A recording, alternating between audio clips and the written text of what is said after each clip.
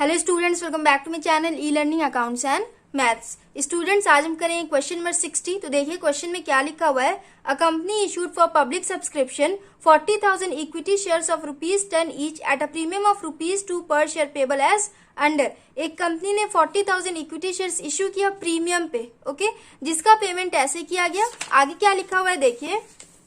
Applications were received for 70,000 shares. Students, company ने 40,000 shares issue किए but total 70,000 shares के applications receive हुए। Allotment was made pro rata to the applicants for 50,000 shares, जिसमें से 50,000 shares को company ने pro rata basis पे issue किया। The remaining applications being refused, and जो रिमेनिंग एप्लीकेशंस बचे थे उन्हें कंपनी ने रिटर्न कर दिया, रिफ्यूज कर दिया। Money was overpaid on application was applied towards sum due on allotment, and application पे जो भी एक्सेस मनी आया था, कंपनी ने जो भी एक्सेस मनी रिसीव किया था उसे कंपनी ने अलॉटमेंट के साथ यूटिलाइज कर दिया। A to whom 1600 shares were allotted failed to pay the allotment and calls money. A को 1600 शेयर्स अलॉट किया गया था जिसने अलॉटमेंट एंड कॉल मनी का पेमेंट नहीं किया। B to whom 2000 shares were allotted failed to pay the 2 calls. B को 2000 shares allot किया गया था जिसने दोनों कॉल्स का पेमेंट नहीं किया, फर्स्ट एंड सेकंड कॉल का पेमेंट इसने नहीं किया। The shares of A and B were subsequently forfeited after the second call was made. Second call का पेमेंट मांगने के बाद कंपनी ने ए एंड बी इन दोनों के शेयर्स को फॉरफिट कर दिया। 3000 ऑफ द फॉरफिटेड शेयर्स वर री इशूड एट 8 पर शेयर फुली पेड अप, जिसमें से 3000 शेयर्स को कंपनी ने री इशू किया 8 रुपए के हिसाब से। The reissued shares included all of A's shares. Reissued share में A के सारे shares को reissue किया गया। Pass journal entries in the books of the company to record the above transactions. Journal entry बनाना है, इसमें बहुत ही सिंपल क्वेश्चन है। देखिए सबसे पहले कौन सी एंट्री हो जाएगी। एप्लीकेशन मनी को बैंक में डिपॉजिट करने वाली एंट्री करेंगे, जैसे सारे क्वेश्चंस में करते हैं। एंट्री क्या हो जाएगी, bank account debit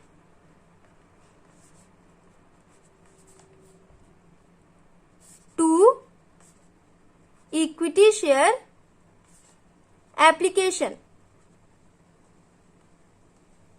account. Amount कितना हो जाएगा इसमें। स्टूडेंट्स, क्वेश्चन में ध्यान से देखिएगा। कंपनी ने 40,000 शेयर्स इश्यू किए थे बट टोटल 70,000 शेयर्स के एप्लीकेशंस रिसीव हुए हैं।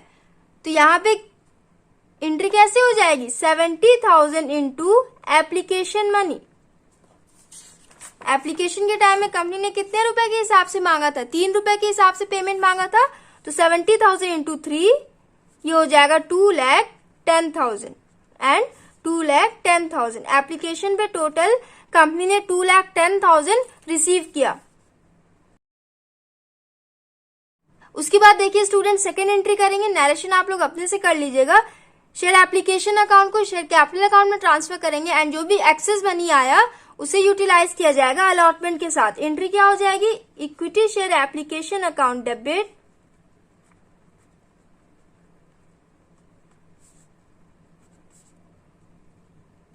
To equity share capital account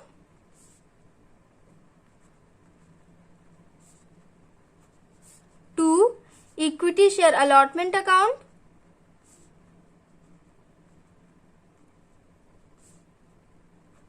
to bank. Entry तो आती होगी सारे बच्चों को। उसके बाद देखिए अमाउंट कैसे लिखेंगे। तो सबसे पहले हम अप्लाइड एंड अलॉटेड वाला टेबल बनाएंगे, उसके बाद आगे के अमाउंट्स लिखेंगे।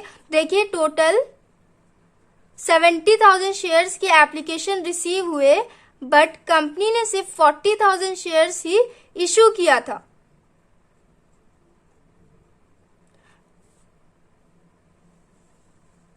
जिसमें से 50,000 शेयर्स को कंपनी ने प्रो रेटा बेसिस पे इशू किया, मतलब 50,000 वालों को 40,000 शेयर्स अलॉट किया एंड जो रिमेनिंग शेयर्स बचे थे, रिमेनिंग कितना, 70,000 माइनस 50,000, 20,000 बचा ना, तो रिमेनिंग शेयर्स को कंपनी ने रिटर्न कर दिया। ये समझ में आया। तो देखिए इक्विटी शेयर एप्लीकेशन में कितना हो जाएगा, एप्लीकेशन के टाइम में टोटल 2,10,000 आया। शेयर कैपिटल में कितना हो जाएगा, number of shares issued into application money होता है ना, तो कितने शेयर्स को इशू किया गया, 40,000 शेयर्स को इशू किया एंड एप्लीकेशन मनी है 3। 40,000 इंटू 3 ये हो जाएगा 1,20,000। उसके बाद शेयर अलॉटमेंट में कितना हो जाएगा, एक्सेस मनी की एंट्री हम अलॉटमेंट में करते हैं ना, तो यहाँ देखेंगे हम एक्सेस मनी कितना हो रहा है। जिन लोगों ने 50,000 शेयर्स के लिए अप्लाई किया था उन लोगों ने एप्लीकेशन मनी पे किया होगा ना। कंपनी ने एप्लीकेशन के टाइम में 3 रुपए के हिसाब से पेमेंट मांगा था, तो 50,000 इंटू 3 हो जाएगा 1,50,000। बट कंपनी ने उन्हें सिर्फ 40,000 शेयर्स इश्यू किए, तो उन्हें पे कितना करना था, 1,20,000। 1,50,000 माइनस 1,20,000 ये हो जाएगा 30,000। 30,000 आया हमारा एक्सेस मनी। तो एक्सेस मनी की एंट्री हम अलॉटमेंट में करते हैं, यहाँ हो जाएगा 30,000। उसके बाद बैंक में कितना लिखेंगे, 20,000 शेयर्स के लिए जिन लोगों ने अप्लाई किया था उन्हें कंपनी ने रिजेक्ट कर दिया, यहाँ हो जाएगा उन लोगों ने एप्लीकेशन मनी कितना पे किया होगा, 20,000 इंटू 3, 20,000 इंटू एप्लीकेशन मनी ये हो जाएगा 60,000। 60,000 को कंपनी ने रिटर्न कर दिया, ये हो गया 60,000। उसके बाद नेक्स्ट एंट्री देखिए, नरेशन आप लोग खुद से कर लीजिएगा। अलॉटमेंट वाली एंट्री करेंगे, equity share allotment account debit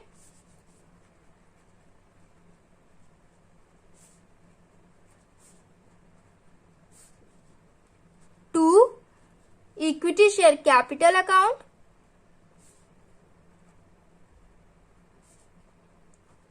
एक और एंट्री हो जाएगी। कौन सी एंट्री, यहां देखिए अलॉटमेंट के साथ कंपनी ने प्रीमियम मनी भी मांगा, तो यहां हो जाएगा to securities premium reserve.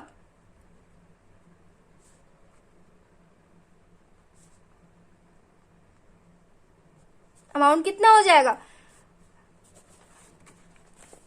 Number of shares issued into allotment money. Allotment के टाइम में कंपनी ने टोटल 4 रुपए के हिसाब से पेमेंट मांगा था, तो 4 इंटू 40,000 ये हो जाएगा 1,60,000। एंड इक्विटी शेयर कैपिटल में कितना लिखेंगे, number of shares issued into allotment money.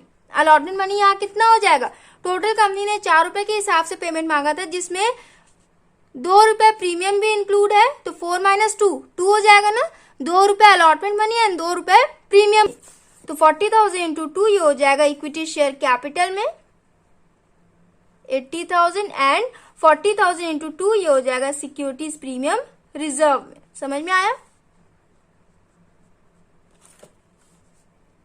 इसके बाद बैंक वाली एंट्री करेंगे, देखेंगे अलॉटमेंट के टाइम में कितना अमाउंट बैंक में डिपॉजिट हुआ। Bank account debit to equity share allotment, ये वाली एंट्री बहुत ही ध्यान से देखिएगा।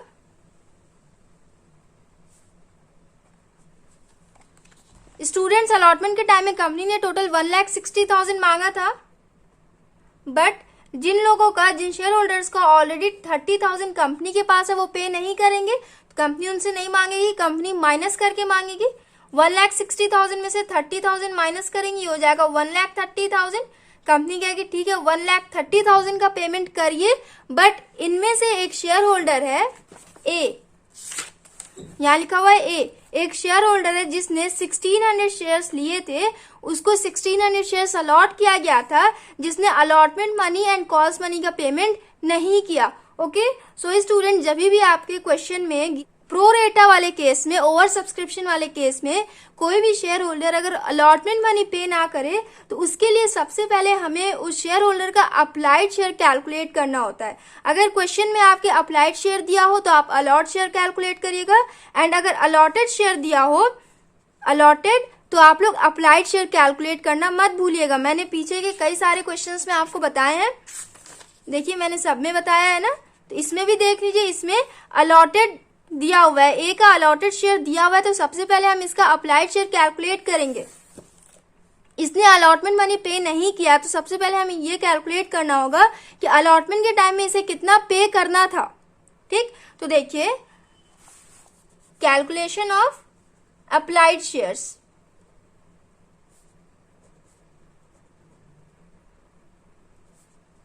फॉर्मूला सारे बच्चों को याद होगा, मैंने फॉर्मूला आपको बताया है।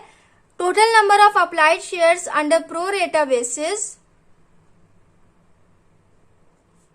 Upon total number of allotted shares under pro rata into number of shares allotted to the applicants, number of shares allotted. Formula ये हो जाएगा। अब देखिए इसमें पुट करेंगे प्रो रेटा बेसिस में। हमने ये वाला किया ना, 50,000 शेयर्स को कंपनी ने प्रो रेटा बेसिस पे इशू किया, तो जिन लोगों ने 50,000 शेयर्स के लिए अप्लाई किया था उन्हें कंपनी ने 40,000 शेयर्स अलॉट किया, इनटू ए को 1600 शेयर्स अलॉट किया गया। हमें ए का ही कैलकुलेट करना है, बी का हम कैलकुलेट नहीं करेंगे क्योंकि बी ने कॉल्स मनी पे नहीं किया, बी ने अलॉटमेंट मनी पे कर दिया था। तो जब शेयर होल्डर्स अलॉटमेंट मनी पे नहीं करते हैं उसी टाइम में हम ये वाला फॉर्मूला यूज करते हैं। ओके, बी ने अलॉटमेंट मनी पे कर दिया था तो बी के केस में हम ये वाला फॉर्मूला यूज नहीं करेंगे, हम सिर्फ ए का अप्लाइड शेयर कैलकुलेट करेंगे, ठीक, क्योंकि ए ने अलॉटमेंट मनी पे नहीं किया है। तो हमें ये कैलकुलेट करना पड़ेगा कि ए को अलॉटमेंट मनी पे कितना करना था एंड उसने कितना नहीं किया। तो इसे सॉल्व करिए स्टूडेंट्स, ये हो जाएगा 0 से 0 कट कर देंगे, 4 1 जा 4, 4 4 जा 16, 0 0, 5 इंटू 400 ये हो जाएगा 2000। आया हमारा 2000 शेयर्स। इसका मतलब क्या है देखिए, इसका मतलब ये है कि ए ने 2000 शेयर्स के लिए अप्लाई किया होगा तो कंपनी ने उसे 1600 शेयर्स अलॉट किए। ओके, इसका मतलब यही है, ए ने 2000 शेयर्स के लिए अप्लाई किया होगा तो ए ने 2000 शेयर्स के हिसाब से एप्लीकेशन पे किया होगा, एप्लीकेशन मनी पे किया होगा, बट कंपनी ने उसे सिर्फ 1600 शेयर्स अलॉट किए तो उसका भी एक्सेस मनी कुछ बन रहा होगा। तो अब हम ये कैलकुलेट करेंगे कि ए का कितना एक्सेस मनी बन रहा है। तो देखिए ए ने 2000 शेयर्स के हिसाब से एप्लीकेशन मनी कितना पे किया होगा, 6000 पे किया होगा, बट उसे सिर्फ 1600 शेयर्स अलॉट किया गया था तो उसे 1600 के हिसाब से पे करना था कितना, ये हो जाएगा 4800। उसे 4800 का पेमेंट करना था बट उसने 6000 का पेमेंट कर दिया तो उसका एक्सेस मनी कितना हो रहा है, माइनस करेंगे, ये हो जाएगा 1200। कंपनी के पास उसका एक्सेस मनी है 1200। ओके, तो कंपनी एक्सेस मनी को एप्लीकेशन पे जितने भी एक्सेस मनी आते हैं उसे कंपनी अलॉटमेंट के टाइम में यूटिलाइज करती है ना। किसी किसी क्वेश्चन में फर्स्ट कॉल में दिया रहता है, तो जब फर्स्ट कॉल पे दिया रहेगा ना उस केस में आप कंफ्यूज मत होइएगा। उस केस में अगर शेयर होल्डर्स फर्स्ट कॉल का पेमेंट नहीं कर पाएंगे तो उस केस में हम ये वाला फॉर्मूला फर्स्ट कॉल पे यूज करेंगे, ठीक। बट यहाँ पे आपके क्वेश्चन में लिखा हुआ है कि जितना भी एप्लीकेशन पे एक्सेस मनी आया है उसे कंपनी ने अलॉटमेंट के साथ यूटिलाइज किया। तो जिन जिन शेयर होल्डर्स ने अलॉटमेंट मनी पे नहीं किया उनका हम ऐसे सॉल्व करेंगे। तो ए ने अलॉटमेंट मनी पे नहीं किया है तो देखिए ए का एक्सेस मनी इतना बन रहा है, 1200 उसका कंपनी के पास है तो कंपनी अलॉटमेंट मनी के साथ यूटिलाइज करेगी। कंपनी ने ए से कहा होगा कि जब आप अलॉटमेंट मनी पे करिएगा तब आप 1200 कम दीजिएगा, ठीक। तो अब देखिए कंपनी ने टोटल 1,30,000 का पेमेंट मांगा था, ठीक, 1,30,000 का पेमेंट मांगा था शेयर होल्डर से, जिसमें से ए को कितना पे करना था। देखिए ए का शेयर कितना है 1600 इंटू अलॉटमेंट मनी। अलॉटमेंट के टाइम में कंपनी ने टोटल 4 रुपए के हिसाब से पेमेंट मांगा।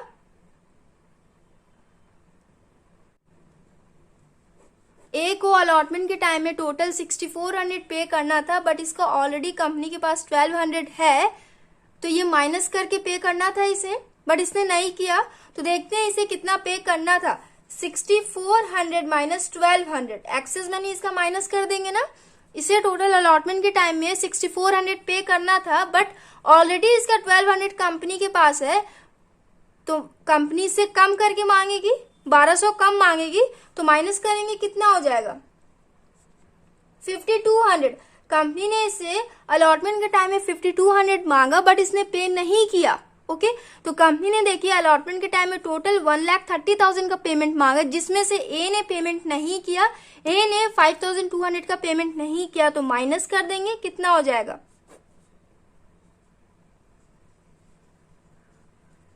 1,24,800। इसका मतलब अलॉटमेंट के टाइम में टोटल 1,24,800 का ही पेमेंट आया है। तो यहाँ लिखेंगे 1,24,800 एंड 1,24,800। स्टूडेंट्स आप लोग के आंसर में भी दिया हुआ है, आप लोग मैच कर लीजिए। यहाँ लिखा हुआ amount received on allotment 1,24,800 800 correct आया ना हमारा। यहां तक का समझ में आया। नरेशन आप लोग खुद से कर लीजिएगा। उसके बाद फर्स्ट कॉल वाली एंट्री करेंगे। इक्विटी शेयर फर्स्ट कॉल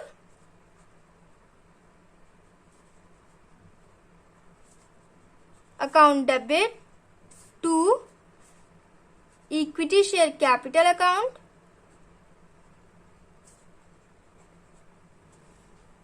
कितना हो जाएगा। फर्स्ट कॉल पे कंपनी ने टोटल 2 रुपए के हिसाब से पेमेंट मांगा। तो number of shares issued into first call money 40,000 into 2, ये हो जाएगा 80,000 एंड 80,000। उसके बाद देखेंगे फर्स्ट कॉल पे कितना अमाउंट रिसीव हुआ। एंट्री हो जाएगी bank account debit to equity share first call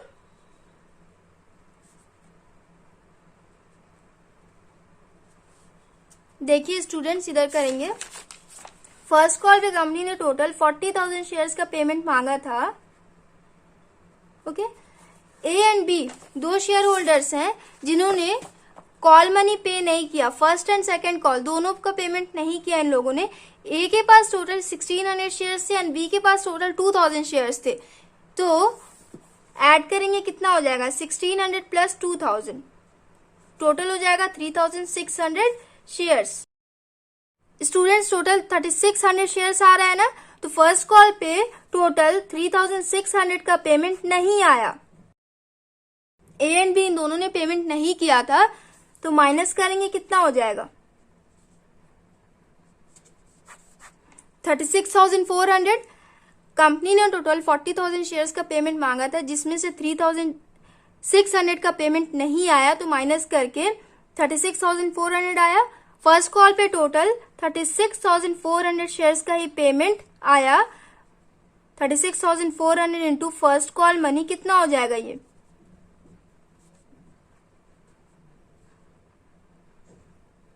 72,800। First call पे कंपनी ने टोटल 72,800 ही रिसीव किया। समझ में आया आपको। फिर से देख लीजिए स्टूडेंट्स, फर्स्ट कॉल पे कंपनी ने टोटल 40,000 शेयर्स का पेमेंट मांगा था जिसमें से ए एंड बी इन दोनों ने पेमेंट नहीं किया। दोनों के शेयर्स को ऐड कर देंगे 3600 आएगा। फर्स्ट कॉल पे टोटल 3600 का पेमेंट नहीं रिसीव किया कंपनी ने, तो माइनस कर देंगे, ये आ जाएगा 36,400। फर्स्ट कॉल पे टोटल 36,400 का ही पेमेंट आया है, तो ये हो जाएगा 72,800। ओके, उसके बाद देखिए सेकेंड कॉल की एंट्री करेंगे। Equity share second call, second and final call लिख लीजिएगा। Account debit to equity share capital.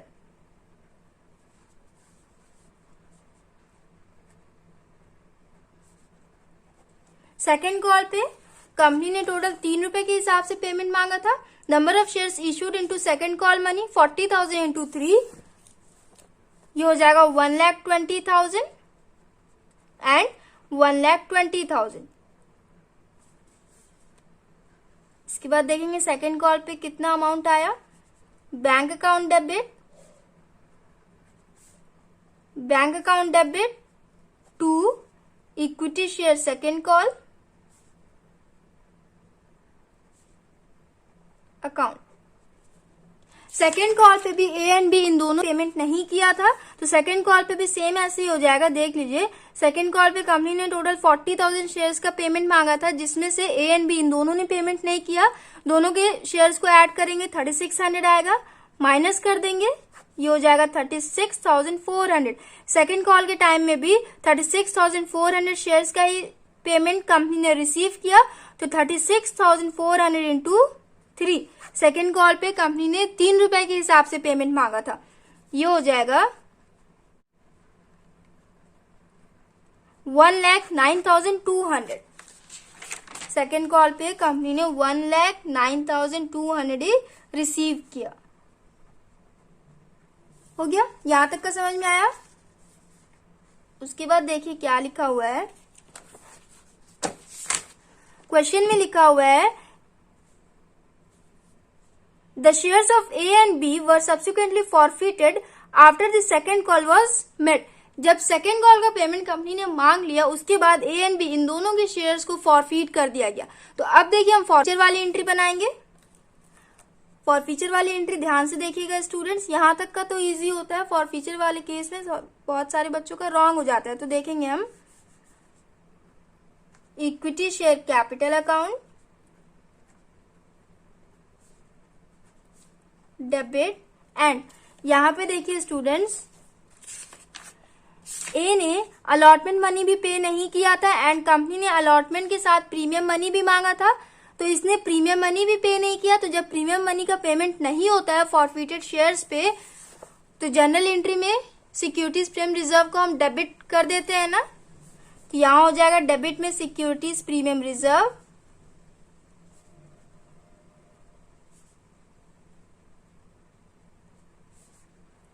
Account debit to allotment का फर्स्ट एंड फाइनल कॉल, इन first second and final call का पेमेंट नहीं आया था तो सबकी एंट्री करेंगे to equity share allotment account, to equity share first call, to equity share second and final call, to share forfeiture. Entry हो गई।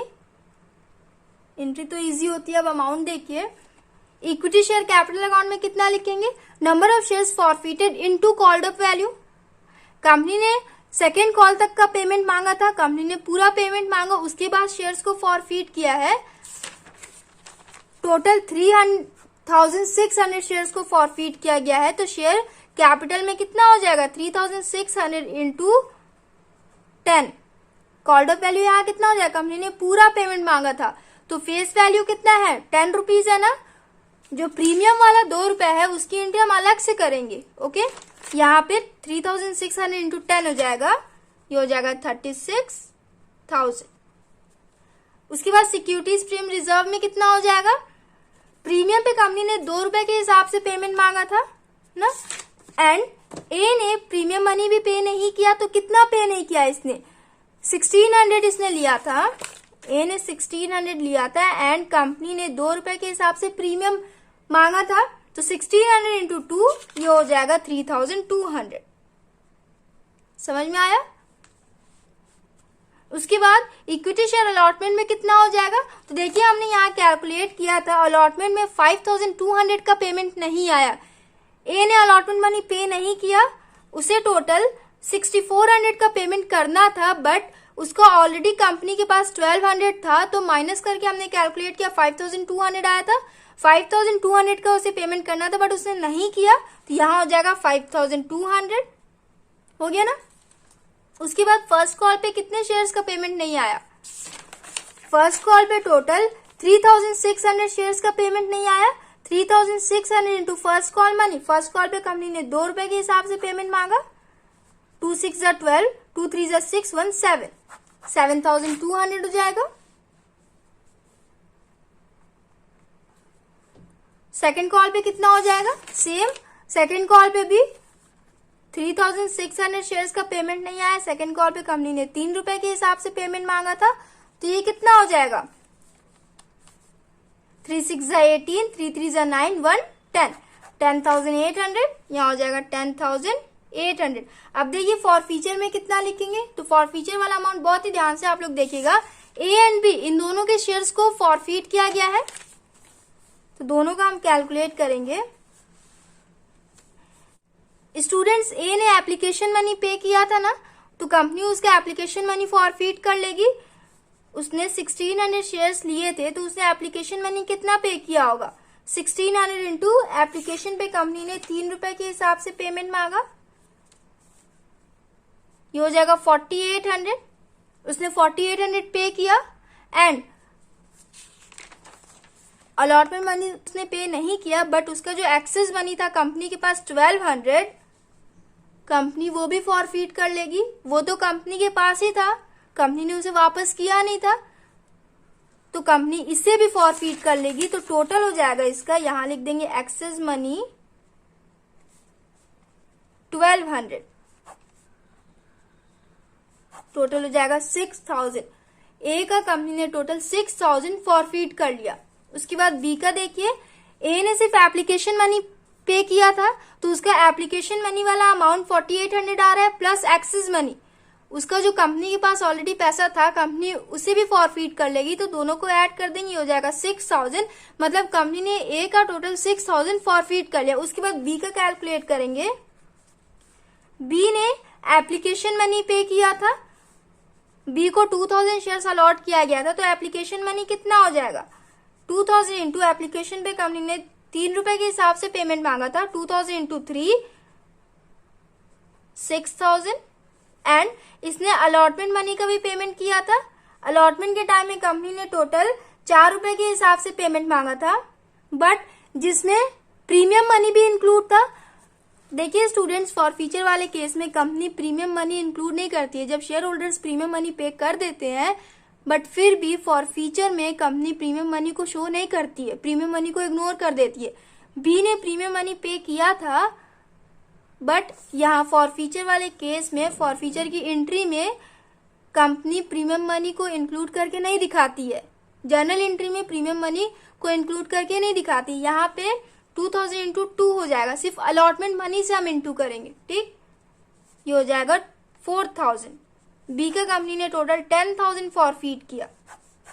ओके, समझ में आया आपको। यहाँ पे बी का हमने अलॉटमेंट मनी 2 से क्यों इंटू किया, क्योंकि मैंने आपको बताया है, पीछे के क्वेश्चंस में मैंने आपको एक्सप्लेन किया है। आप लोग पीछे का क्वेश्चंस भी देखते रहना, तब आपको अच्छे से समझ में आएगा। बी ने एप्लीकेशन एंड अलॉटमेंट इन दोनों का पेमेंट किया। एप्लीकेशन के टाइम में कंपनी ने उससे टोटल 3 रुपए के हिसाब से पेमेंट मांगा था, मतलब टोटल 6000 मांगा था, कंपनी से फॉरफीट कर लेगी। एंड अलॉटमेंट के टाइम में इसने प्रीमियम मनी भी पे किया होगा, बट कंपनी एंट्री करते टाइम उसके प्रीमियम मनी को इंक्लूड नहीं करेगी, सिर्फ अलॉटमेंट मनी को इंक्लूड करेगी। क्योंकि जब शेयर होल्डर्स प्रीमियम मनी पे कर देते हैं, तो उस केस में कंपनी शो नहीं करती है कि शेयर होल्डर ने पे किया या नहीं किया, कंपनी नहीं दिखाती है, ठीक। 2000 इंटू 2 ये हो जाएगा 4000, टोटल हो जाएगा 10,000। ए का कंपनी ने टोटल 6000 फॉरफीट किया एंड बी का टोटल 10,000 फॉरफीट किया। दोनों को ऐड करिए, कितना हो जाएगा 6000 प्लस 10,000, ये हो जाएगा 16,000। शेयर फॉरफीचर में हो जाएगा 16,000। फॉरफीचर वाली भी एंट्री कर लिया हमने। उसकी इस साइड कर लेंगे, री इश्यू वाली एंट्री करेंगे।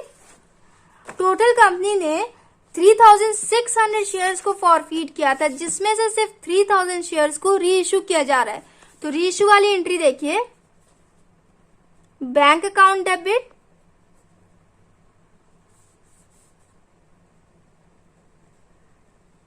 एंड डिस्काउंट पे री इश्यू किया जा रहा है। 8 रुपए के हिसाब से री इश्यू किया जा रहा है। 10 रुपए वाले शेयर को 8 रुपए के हिसाब से कंपनी ने री इश्यू किया, डिस्काउंट पे री इश्यू हो रहा है। तो डिस्काउंट वाली एंट्री क्या हो जाती है, bank account debit, share forfeiture account debit,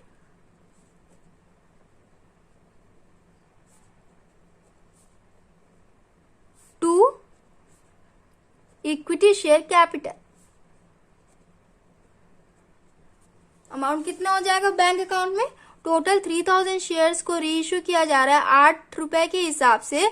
तो 3000 इंटू 8 ये हो जाएगा 24,000 एंड 2 रुपए का उस पर डिस्काउंट मिल रहा है। तो 3000 इंटू 2 ये हो जाएगा 6000। समझ में आया ना, यहाँ 6000 कैसे आएगा।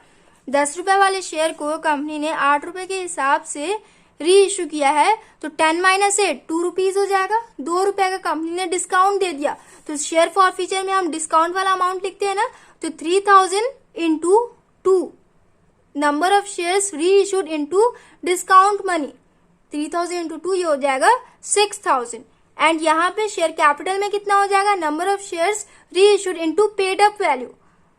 टोटल फेस वैल्यू इसका कितना था, 10 रुपए के शेयर था ना, तो 3000 इंटू 10 ये हो जाएगा 30,000 हो गया।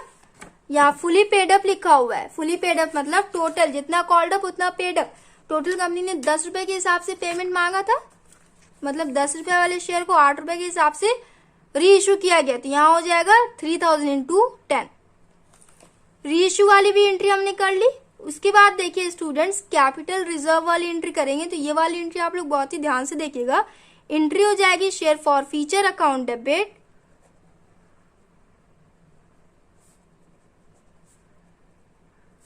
To capital reserve.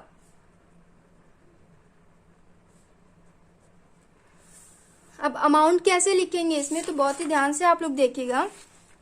स्टूडेंट्स देखिए, कंपनी ने टोटल 3600 शेयर्स को फॉरफीट किया है, बट उसमें से सिर्फ 3000 शेयर्स को ही री इशू किया है।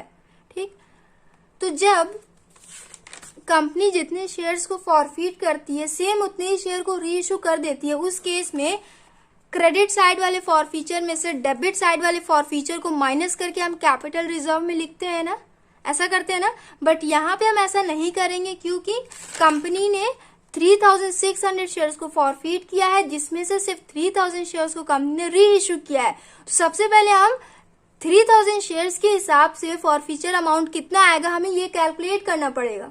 ठीक, तो देखिए यहाँ पे आपके बुक में लिखा हुआ है, the reissued share included all of as shares. Total 3000 shares को री इशू किया गया है, जिसमें से एक सारे शेयर्स को री इशू कर दिया गया। बचा कितना, ये वाला कैलकुलेशन पहले मैं कर लूं, उसके बाद समझाती हूँ।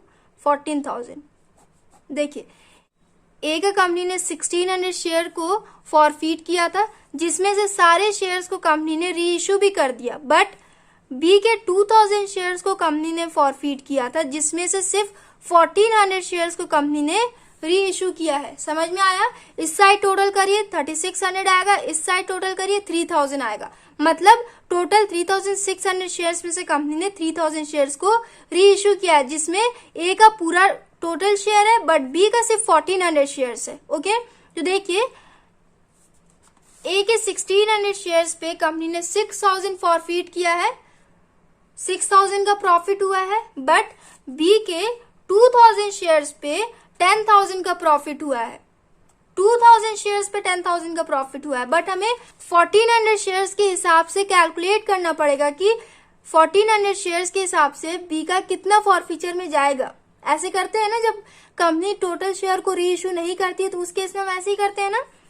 देखिए, बी का कंपनी ने 2000 शेयर फॉरफीट किया था, जिसपे टोटल 10,000 का उसे प्रॉफिट हुआ था, बट उसमें से कंपनी ने सिर्फ 1400 शेयर्स को री इशू किया है। तो ये कैलकुलेट करेंगे कितना हो जाएगा। 2 1 2, 2 5 10, 1400 इंटू 5 7000 आएगा। ये वाला हमने क्यों कैलकुलेट किया, देखिए 3600 शेयर्स को कंपनी ने फॉरफीट किया था, तो उस पे कंपनी को टोटल 1600 का प्रॉफिट हुआ था ना। बट हमें 3000 शेयर्स के हिसाब से कैलकुलेट करना है, क्योंकि कंपनी ने सिर्फ 3000 शेयर्स को ही री इशू किया है। तो जब कंपनी ने 3000 शेयर्स को री इशू किया है, तो उसके हिसाब से कंपनी को कितना प्रॉफिट हुआ फॉरफीचर पे। तो देखिए कैसे कैलकुलेट करेंगे। ए का तो टोटल ले लेंगे, ए का जितना कंपनी ने फॉरफीट किया था उतना ही री इशू कर दिया, तो ए का टोटल 6000 हो जाएगा। बट बी का 2000 पे 10,000 आ रहा था, बट 1400 पे 7000 आ रहा है, तो हम इस 7000 को प्लस करेंगे ना, ये हो गया 13,000। स्टूडेंट देखिए आ गया हमारा 3000 शेयर्स के हिसाब से टोटल 13,000 का प्रॉफिट हो रहा है। तो अब हम इस 13,000 में से डेबिट साइड वाले फॉरफीचर को माइनस करेंगे। यहाँ पे जो 16,000 था, ये टोटल 3,600 शेयर्स के हिसाब से फॉरफीचर वाला अमाउंट था, बट हमें 3,000 के हिसाब से पहले कैलकुलेट करना था, तो हमने ये कैलकुलेट किया ना। ए का तो हमें सेम वैसे 6000 ही रखना था, क्योंकि ए के सारे शेयर्स को कंपनी ने री इशू किया, बट बी के 2000 शेयर्स में से सिर्फ 1400 शेयर्स को कंपनी ने री इशू किया है। तो पहले हमें बी का 1400 के हिसाब से कैलकुलेट करना था। फॉरफीचर वाला अमाउंट हमने कैलकुलेट कर लिया, 7000 आया। अब हम ए एंड बी इन दोनों के फॉरफीचर अमाउंट को ऐड करेंगे, टोटल आएगा 13,000। 13,000 में से हम डेबिट साइड वाला जो डिस्काउंट पे जो लॉस गया है उसको हम माइनस कर देंगे, तो कितना हो जाएगा 13,000 माइनस 6,000, ये हो जाएगा 7,000। 7,000 चला जाएगा कैपिटल रिजर्व में। समझ में आया स्टूडेंट्स? जनरल एंट्री हमने कंप्लीट कर लिया। कैपिटल रिजर्व वाला समझना थोड़ा सा मुश्किल था, आई होप आपको समझ में आया हो। स्टूडेंट्स देखिए, ये इतना बड़ा हमने कैलकुलेशन क्यों किया? सिर्फ इसलिए किया क्योंकि कंपनी ने जितने शेयर्स को फॉरफिट किया है उतने शेयर को रीइश्यू नहीं किया है। कंपनी ने सिर्फ 3,000 शेयर्स को रीइश्यू किया है, तो हमें 3,000 के हिसाब से फॉरफीचर वाला अमाउंट कैलकुलेट करना था। ठीक, तो हमने कैलकुलेट कर लिया। ए का हम कैलकुलेट नहीं करेंगे, हम सिर्फ बी का कैलकुलेट करेंगे क्योंकि बी के टोटल शेयर्स में से कुछ शेयर को रीइश्यू किया गया है। ठीक, तो पहले 2,000 के हिसाब से उसका 10,000 आ रहा था, इसे हम नहीं लेंगे, हम इसे लेंगे क्योंकि 1400 के हिसाब से हमें देखना था। 1400 के हिसाब से 7,000 आ रहा है, टोटल कर देंगे 13,000 आ जाएगा। 13,000 माइनस ये 13,000 यहाँ वाला अमाउंट हो जाएगा। ओके, यहाँ पे टोटल 3,600 के हिसाब से है ना, बट हमने 3,000 के हिसाब से कैलकुलेट किया तो हमारा 13,000 फॉरफीचर वाला अमाउंट आया। तो 13,000 में से इस डिस्काउंट वाले अमाउंट को माइनस कर देंगे, आएगा 7,000। 7,000 की एंट्री हम यहाँ कर देंगे। हो गया ना, क्वेश्चन नंबर 60 हमने कंप्लीट कर लिया। नेक्स्ट वीडियो में हम नेक्स्ट क्वेश्चन करेंगे। So students, if you like me video then please like share comment and do subscribe my channel. Thanks for watching.